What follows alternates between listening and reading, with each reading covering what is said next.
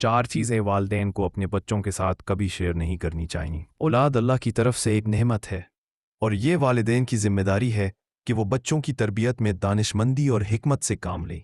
बच्चे जज्बाती तौर पर नाजुक होते हैं, उनकी सोच तश्कील के मरहले में होती है और वो बहुत सी बातें सुनकर उनके मुताबिक अपने रवैये, एहसासात और एतमाद को ढालते हैं। इसीलिए वालिदैन की गुफ्तगू और रवैया बच्चे की शख्सियत पर बराह रास्त असर डालता है। समझदारी का तकाजा है कि वालिदैन कुछ ऐसी बातों से हमेशा परहेज करें जो बच्चे के जहन पर मनफी असरात छोड़ सकती हैं।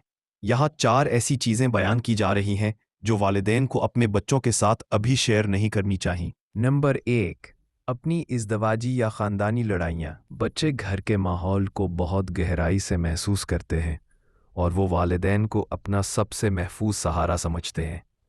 अगर उनके सामने वालिदैन एक दूसरे के बारे में शिकवे, गुस्सा या शिकायतें करने लगें तो बच्चे के दिल में घर के टूटने का खौफ पैदा होने लगता है। ऐसी बातें बच्चे में बेचैनी, अदम एतमाद, डर और जज्बाती अदम तवाज़ुन पैदा करती हैं। बच्चे के जहन में ये सवाल उठने लगता है कि अगर मेरे वालिदैन एक दूसरे से खुश नहीं तो मेरा मुस्तकबिल क्या होगा। वालिदैन की बाहमी तलखियों को बच्चों के साथ शेयर करना उनके जहनी सुकून को छीन लेता है। बच्चों को लड़ाइयों का नहीं बल्कि तहम्मुल, बर्दाश्त और मोहब्बत का नमूना देखने की ज़रूरत होती है। नंबर 2, माली मुश्किलात या घरेलू परेशानियाँ। बच्चे की उम्र वो मरहला होती है जहाँ उसे दुनिया की फ़िक्र से आज़ाद रहकर अपनी तालीम, शख्सियत और खेल-कूद पर तवज्जो देनी चाहिए। अगर वालिदैन अपनी माली परेशानियाँ, कर्ज़ों का बोझ, बिजली के बिलों की टेंशन या माशी दबाव उनके सामने ज़ाहिर करना शुरू कर दें तो बच्चे कब्ल वक्त बड़े होने लगते हैं। ऐसे बच्चे बेहद हसास हो जाते हैं, खौफज़दा रहते हैं कि घर में कुछ बुरा ना हो जाए, अपना हक समझकर चीज़ों का मुतालबा करना छोड़ देते हैं या उल्टा ज़िद्दी और चिड़चिड़े हो जाते हैं। वालिदैन का काम बच्चों को मसाइल के बोझ से बचाना है ताकि उनका जहन किसी खौफ के बगैर परवान चढ़े। माली मामलात आपस में हल करने के लिए होते हैं, बच्चों पर डालने के लिए नहीं। नंबर 3, दूसरों की गीबत या मनफी गुफ्तगू। बच्चों के सामने किसी रिश्तेदार, पड़ोसी, उस्ताद या ख़ानदान के फ़र्द की बुराई करना बच्चों को खुद भी मनफी सोच का आदी बना देता है। ये आदत आगे चलकर बदगुमानी, चुगली, अदम एहतराम और मनफी तर्ज़ गुफ्तगू की शक्ल इख्तियार कर लेती है। बच्चे वही बोलते हैं जो वो सुनते हैं। अगर वालिदैन घर में दूसरों की बुराई करते रहें तो बच्चे भी उसी लहजे में बात करने लगते हैं। नतीजतन इनकी सोशल लाइफ, शख्सियत और अखलाकियात मुतासिर होते हैं। इसके बजाय बच्चों को ये सिखाना चाहिए कि हर इंसान में अच्छाई भी होती है और कमज़ोरी भी, और हमें दूसरों की इज्जत करना सीखनी चाहिए।